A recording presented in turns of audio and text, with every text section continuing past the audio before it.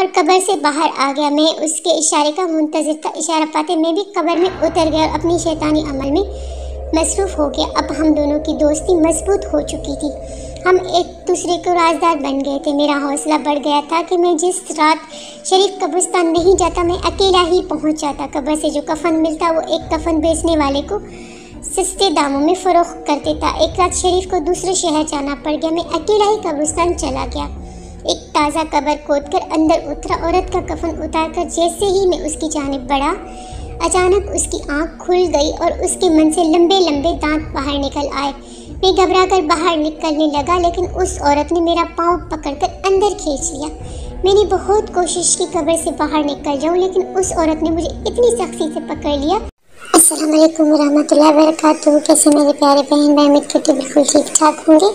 تو آج میں آپ کو ایک سچی کہانی جس کا نام ہے روح کا چین سناؤں گی، اور امید ہے کہ میری دوسری ویڈیوز کی طرح آپ لوگوں کو میری یہ ویڈیو بھی ضرور پسند آئے گی۔ تو چلیں وقت ضائع کیے بنا چلتے ہیں ویڈیو کی طرف۔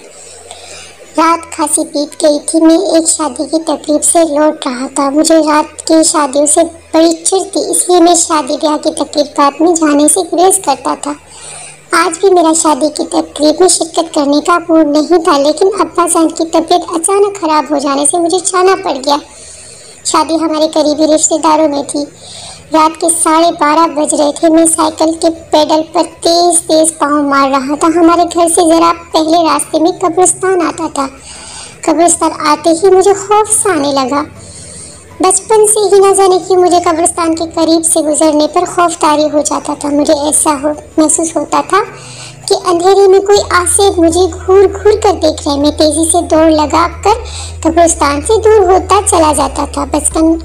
بچپن کا خوف آج بھی مجھ پر غالب تھا۔ میں 18 سال کا ہو چکا تھا۔ مجبوری یہ تھی، گھر جانے کے لیے راستہ یہی تھا، اس کا متبدل کوئی اور راستہ نہیں تھا۔ میرے دوست بھی میری اس بزدلی سے واقف تھے، اسی معاملے میں میرا مذاق بھی اڑاتے تھے۔ میں خاموشی سے ان کا مذاق برداشت کر جاتا، لیکن اپنے خوف پر کبھی قابو نہیں پا سکا۔ گورگنوں کے چھوٹے چھوٹے بچے اکثر رات کے وقت قبرستان میں ایسے گھومتے پھرتے رہتے تھے جیسے وہ قبرستان میں نہیں کسی پارک میں گھوم رہے ہوں۔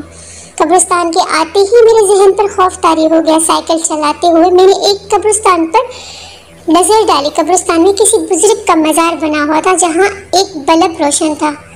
بلب کی روشنی میں قریب کی چیزیں صاف دکھائی دے رہی تھی۔ مزار سے چند قدم دور نصیر کھڑا دکھائی دیا۔ نصیر کو دیکھ کر مجھے ایک جھٹکا سا لگا۔ وہ اس وقت قبرستان میں کیا کرے، حالانکہ اس کا گھر قبرستان سے بہت دور تھا۔ ایک لمحے کو میرا خوف جاتا رہا اور میں ایک درخت کے پاس سائیکل کھڑی کر کے اس کی جانب لپکا۔ نصیر، میں نے زور سے آواز لگائی۔ سناٹے میں آواز بہت تیز گونجی تھی۔ میرا خیال تھا کہ وہ میری آواز سن کر میری طرف لپکے گا، لیکن اس نے مخالفت سمیت میں دوڑ لگا دی۔ میں بھی تیزی سے اس کی طرف لپکا۔ مجھے قبروں کو پھلانگتا دیکھ کر وہ بھی اور تیز ہو گیا، پھر اچانک وہ غائب ہو گیا۔ میں نے اس کو بہت تلاش کیا، لیکن اس کا کچھ پتہ نہ چلا کہ وہ کدھر گیا۔ اسے یوں غائب ہوتا دیکھ کر مجھ پر خوف طاری ہو گیا۔ سمجھ میں نہیں آ رہا تھا کہ نصیر کو زمین نگل گئی یا آسمان کھا گیا۔ وہ قبرستان سے کیسے غائب ہو گیا؟ میرے بدن سے پسینے پھوٹ پڑے۔ میرے علاوہ اس قبرستان میں کوئی نہیں تھا، اس لیے زیادہ خوف طاری تھا۔ مجھے ایسا محسوس ہو رہا تھا کہ کوئی نظر نہ آنے والی مخلوق میری بے بسی پر دانت نکالے کہکا لگا رہی۔ اچانک جیسے میرے بدن میں طاقت سی بھر گئی۔ میں تیزی سے قبروں کو پھلانگتا ہوا دوڑ پڑا اور سائیکل کے پاس پہنچ کر میرا بھاگنا بند ہوا۔ سائیکل پر بیٹھتے ہی میں نے پیڈل پر بدحواسی کے عالم میں پاؤں مارنا شروع کر دیا اور چند لمحوں میں ہی قبرستان سے دور نکل گیا اور گھر آ کر دم لیا۔ رات میں کئی بار میری آنکھ کھلی اور میں ہڑبڑا کر اٹھ بیٹھا، لیکن آنکھ کھلنے پر احساس ہوتا کہ چند لمحوں پہلے میں نے ڈرا دینے والا منظر دیکھا تھا۔ وہ خواب تھا، اس بات سے دل کو سکون ملتا اور میں دوبارہ سو جاتا۔ خواب میں جو منظر مجھے نظر آ رہا تھا وہ کچھ یوں تھا کہ میں قبرستان جا رہا ہوں اور اچانک میرے سامنے نصیر آ جاتا ہے۔ میں ابھی اس سے بات کرنے ہی والا تھا کہ کوئی سیاہ لباس میں ملبوس مخلوق اچانک وارد ہوتی ہے اور نصیر کو اٹھا کر لے جاتی ہے۔ میں چیخنا چاہتا ہوں، لیکن میری چیخیں حلق میں پھنس کر رہ جاتی ہیں۔ بے اختیار میری آنکھ کھل جاتی ہے۔ صبح کالج میں میری ملاقات نصیر سے ہونے پر میں نے قبرستان میں اس کی موجودگی اور غائب ہونے سے متعلق بات پوچھی تو وہ ہنس کر میری طرف دیکھنے لگا۔ میں رات میں قبرستان جا کر کیا کروں گا؟ تمہیں ضرور وہم ہوا ہے، مجھے وہم نہیں ہوا، میں نے اپنی آنکھوں سے تمہیں قبرستان میں دیکھا تھا۔ میں جب تمہارے پیچھے بھاگا تم غائب ہو گئے۔ میں نے اسے بتایا، میرا تمہیں ایک قیمتی اور مفید مشورہ ہے کہ آئندہ کبھی قبرستان کے اندر اس طرح مت چلے جانا۔ قبرستان میں آصف ہوتا ہے جو رات میں لوگوں کو تنگ کرتا ہے۔ وہ انسان کے دوستوں اور رشتہ داروں کے روپ میں نظر آتا ہے۔ ان کے پاس جانے والے شخص پر وہ آصف حملہ کر دیتا ہے، ان کے جسم میں داخل ہو کر اس کے گھر والوں کو پریشانی میں مبتلا کر دیتا ہے۔ نصیر نے کہا، ہاں نصیر سچ کہہ رہے ہو۔ فرحان بیچ میں بول پڑا، ہمارے پڑوسی مرزا ندیم کی لڑکی پر آصف آ گیا تھا۔ آصف کے بعد اس نے گھر میں توڑ پھوڑ مچا دی، کبھی کسی کو اٹھا کر دیوار پر مار دیتی تھی۔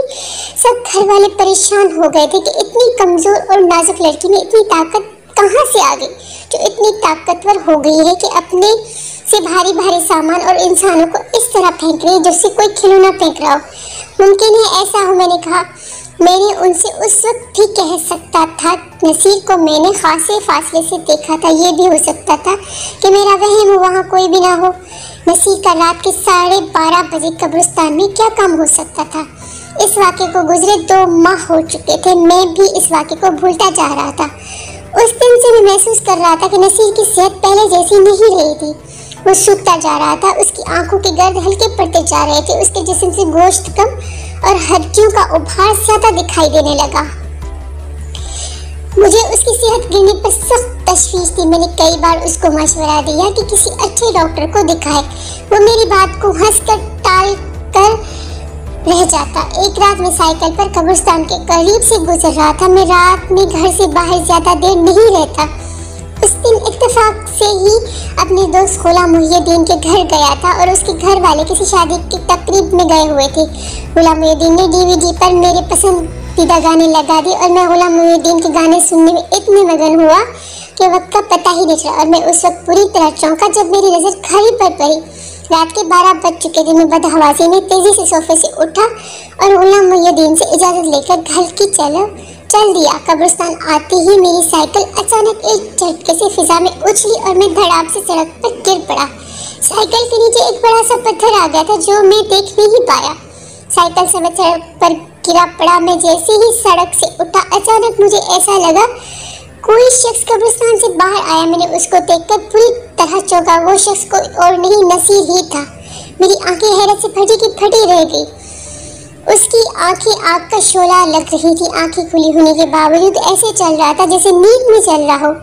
نصیر، نصیر ٹھہرو، میری بات سنو۔ میں نے بے ساختہ پکارا، مگر نصیر چلتا ہوا میرے پاس سے گزر کر اس طرح جانے لگا جیسے اس نے میری آواز سنی ہی نہیں۔ میں نے اس کا کندھا پکڑ کر اس کو جھٹکا دیا اور اس سے چونکا جیسے میں نے اسے نیند سے بیدار کر دیا ہو۔ وہ غصے سے گھور کر مجھے دیکھنے لگا۔ نصیر، ایسا کیا دیکھ رہے ہو؟ میں تمہارا دوست ہوں، میں نے اسے حیرت سے دیکھتے ہوئے کہا۔ زندگی چاہتے ہیں تو میری نظروں سے دور ہو جا، ورنہ ابھی اس وقت تجھے ختم کر دوں گا، نصیر نے عجیب نظروں سے اور غصے بھرے لہجے میں کہا۔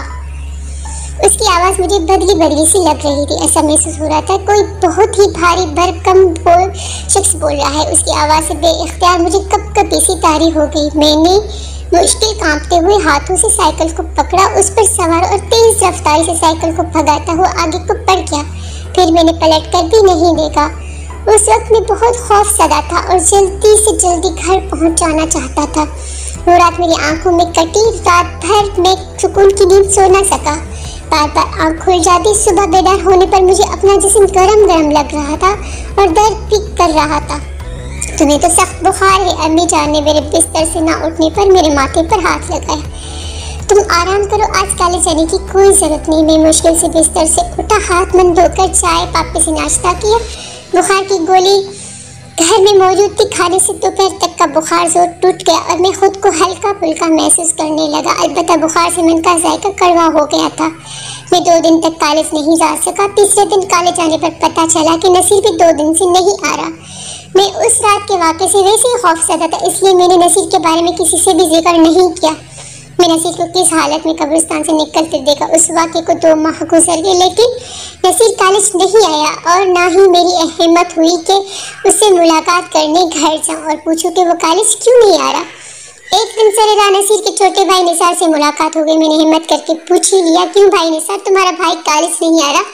خیریت تو ہے نا؟ نصیر بھائی کے 2 ماہ سے طبیعت خراب ہے اور سوکھ کر ہڈیوں کا ڈھانچہ بن کر رہ گئے ہیں۔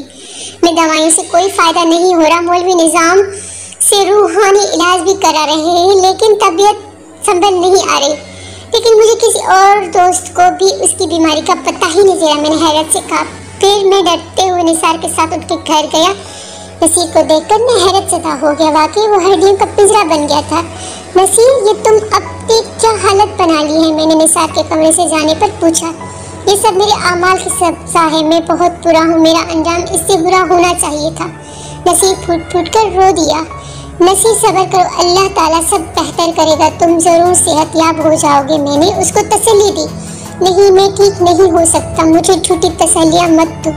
جس نے مجھے اس حال پر پہنچا اس نے مجھ سے صاف کہہ دیا ہے کہ میں چند روز سے زیادہ زندہ نہیں رہ سکوں گا۔ نصیر، یہ تم کس طرح کی باتیں کر رہے ہو؟ میری کچھ سمجھ نہیں آیا۔ میں نے کہا، تم سننا چاہتے ہو تو سنو، شاید تمہیں یہ سب سنا کر میرے دل کا بوجھ ہلکا ہو جائے۔ نصیر نے میری طرف غور سے دیکھتے ہوئے کہا، وہ جس سے کہتے تھے نا شریف اچھا لڑکا نہیں تھا، تمہارے منع کرنے کے باوجود میں اس سے ملاقات کرتا تھا۔ ایک رات وہ مجھے قبرستان لے گیا۔ میری سمجھ میں نہیں آیا مجھے کیوں قبرستان لے آیا ہے۔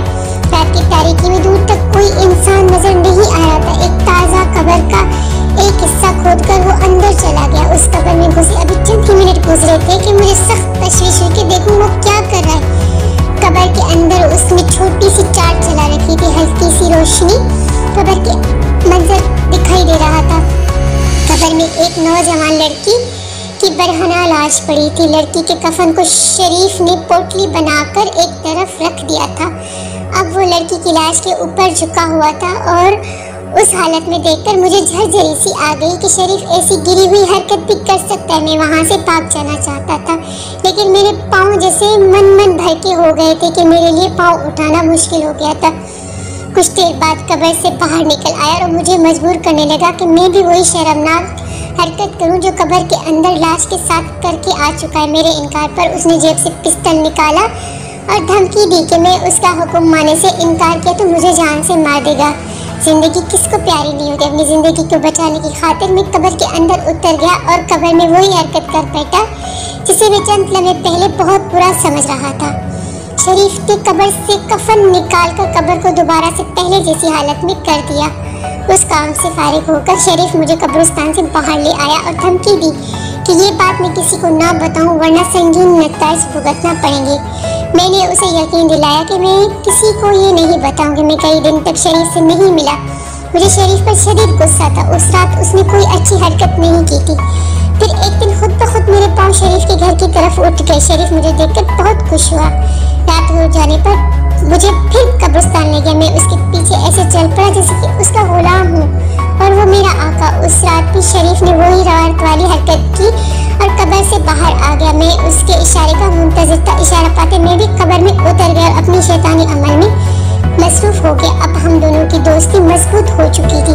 ہم ایک دوسرے کو رازدار بن گئے تھے۔ میرا حوصلہ بڑھ گیا تھا کہ میں جس رات شریف قبرستان نہیں جاتا میں اکیلا ہی پہنچ جاتا۔ قبر سے جو کفن ملتا وہ ایک کفن بیچنے والے کو سستے داموں میں فروخت کر دیتا۔ ایک رات شریف کو دوسرے شہر جانا پڑ گیا۔ میں اکیلا ہی قبرستان چلا گیا۔ ایک تازہ قبر کھود کر اندر اترا۔ عورت کا کفن اتار کر جیسے ہی میں اس کی جانب بڑھا اچانک اس کی آنکھ کھل گئی اور اس کے منہ سے لمبے لمبے دانت باہر نکل آئے۔ میں گھبرا کر باہر نکلنے لگا لیکن اس عورت نے میرا پاؤں پکڑ کر اندر کھینچ لیا۔ میں نے بہت کوشش کی قبر سے باہر نکل جاؤں لیکن اس عورت نے مجھے اتنی سختی سے پکڑ لیا میں خود کو چھڑا نہ سکا اور بے بس ہو کر رہ گیا۔ جاتا کہاں ہے شیطان؟ وہ عورت کہکا لگا کر بولی۔ ماما مجھے معاف کر دو، میں نے التجا کی، میں تجھے نہیں چھوڑ سکتی، تو میری حد میں آ گیا ہے، تیری جان تو اب مر کر ہی چھوٹ سکتی ہے۔ وہ بولی، خدا کے لیے مجھے جانا تو میں پھر ادھر کا رخ کبھی نہیں کروں گا۔ ایسا کسی صورت میں ممکن نہیں۔ تیرے دادا کا نام وکیل احمد ہے نا؟ ہاں لیکن تم اسے کیسے جانتے ہو؟ میں نے چونک کر پوچھا۔ یہ بہت پرانا قصہ ہے، میں تیرے دادا کے گھر نوکری کرتی تھی۔ ایک دن گھر والے کہیں گئے ہوئے تھے اور تیرے دادا ان کے چند دوست گھر میں شراب میں دودھ بیٹھے تھے۔ وہ مجھے گھر میں داخل ہوتا دیکھ کر تیرا دادا مجھ پر بھیڑیوں کی طرح ٹوٹ پڑا۔ وہ مجھے نوچتا کسوٹتا رہا، میری سانسیں اکھڑنے لگی تو اسے ہوش آیا لیکن اس وقت تک دیر ہو گئی تھی۔ مرتے مرتے میں نے دل میں عہد کیا تھا کہ جب تک وکیل احمد اور اس کے گھر کے فرد سے اپنا انتقام نہ لے لوں اس وقت تک میری روح کو قرار نہیں آئے گا۔ تو جب میں قبر میں اترا میری روح خوش ہو گئی تھی کہ میری مراد پوری ہونے والی ہے۔ وہ عورت بولی، لیکن یہ قبر تازہ ہے، پھر تم اس میں کیسے آ گئے؟ میں نے ڈرتے ڈرتے پوچھا۔ روحوں کے لیے کوئی کام مشکل نہیں ہوتا، یہ قبر بہت پرانی ہے، صرف تیری نظر کا دھوکہ تھا، میرے جسم پر جو کفن تھا وہ بھی تیری نظر کا دھوکہ تھا۔ یہ کہتے ہوئے اس نے مجھے اپنی باہوں میں دبوچ لیا۔ میں بے بس پرندے کی طرح پھڑ پھڑا کر رہ گیا۔ پھر مجھے کچھ ہوش نہ رہا۔ ہوش آنے پر میں قبر میں اکیلا پڑا تھا، عورت غائب تھی۔ میں قبر سے نکل کر تیزی سے گھر بھاگا۔ دوسری رات نہ چاہتے ہوئے بھی میرے قدم خود بخود قبرستان کی طرف اٹھنے لگے۔ قبرستان پہنچ کر میں قبر کے اندر اتر گیا۔ قبر میں موجود عورت تھی، اس نے مجھے اپنی باہوں میں سمیٹ لیا اور میں بے ہوش ہو گیا۔ ہوش آنے پر دوبارہ گھر آ گیا۔ یہ سلسلہ روز ہونے لگا۔ اب جسمانی طور پر کمزوری محسوس کرنے لگا تھا۔ آہستہ آہستہ میں ہڈیوں کا ڈھانچہ بن گیا۔ تم یہ بات اپنے والد کو نہ صحیح کسی دوست کو بتا سکتے تھے تاکہ اس کا پر وقت علاج ہو جاتا، میں نے کہا۔ میں اپنا جرم یہ بات بتانا چاہتا تھا، لیکن جب میں یہ بات کسی کو بتانا چاہتا تھا تو دکھائی نہ دینے والے ہاتھ میرے گلے کو دبانے کی کوشش کر دیتے تھے۔ میری سانس رکنا شروع ہو جاتی تھی۔ میرے خاموش ہو جانے پر گلے پر ہاتھوں کا دباؤ کم ہو جاتا تھا۔ پھر میں نے بہتر یہ جانا کہ یہ راز کسی کو نہ بتاؤں اور خود کو حالات کے دھار پر چھوڑ دوں۔ نصیر نے بتایا، کیا وہ عورت درست کہہ رہی تھی؟ تمہارے دادا جان نے ایسی کوئی حرکت کی تھی؟ میں نے پوچھا۔ ہاں، میرے دادا جان کے بارے میں مشہور ہے کہ وہ بہت عیاش تھے۔ نہ جانے کتنی عورتیں ان کے ہوس کا شکار ہو کر قبرستان کی زینت بن چکی تھی۔ پیسہ ان کے پاس بہت تھا، پولیس رشوت لے کر کیس دوسرے رنگ دے کر دبا دیتی تھی۔ تم حیران ہو رہے ہو کہ میں نے تمہیں پوری تفصیل بتا دی اور میرے گلے کو ہاتھ نہیں رہا۔ نصیر نے کہا، ہاں میں اب بھی تم سے یہی کہنے والا تھا۔ میں نے کہا، میں اس قدر کمزور ہو چکا ہوں، خود سے چل بھی نہیں سکتا، مجھے کوئی پکڑ کر اٹھاتا ہے تو اٹھ پاتا ہوں۔ قبر والی عورت خود یہاں آتی رہتی لیکن کسی کو نظر نہیں آتی۔ وہ 2 دن پہلے ہی اس عورت نے مجھے بتایا کہ تیرا دوست عمیر تیرے پاس آئے گا، تو اسے اپنا راز بتا دینا تاکہ دنیا والوں کو پتہ چل جائے کہ بشیر نے اپنا انتقام لے لیا۔ نصیر نے ہانپتے ہوئے کہ ایسا محسوس ہو رہا تھا کہ جیسے نصیر بہت طویل سفر کر کے آیا ہو، تھکن سے ہانپ رہا ہو۔ نصیر، تم ہمت نہ ہارو، انشاءاللہ تم ضرور صحت یاب ہو جاؤ گے، میں اسے دلاسا دیا۔ عمر، تم مجھے جھوٹے دلاسے مت دو، مولوی صاحب مجھ پر دم کرنے آتے ہیں۔ وہ کہہ رہے تھے کہ میرے گھر والوں نے روحانی علاج کرانے میں بہت دیر کر دی، وہ کوشش کریں لیکن طبیعت بہتر ہونے کی امید نظر نہیں آ رہی۔ وہ عورت بھی کہہ رہی ہے کہ میں 1 ہفتے سے زیادہ نہیں جی سکوں گا۔ یہ کہتے ہوئے نصیر کی آنکھوں سے آنسو بہنا شروع ہو گئی۔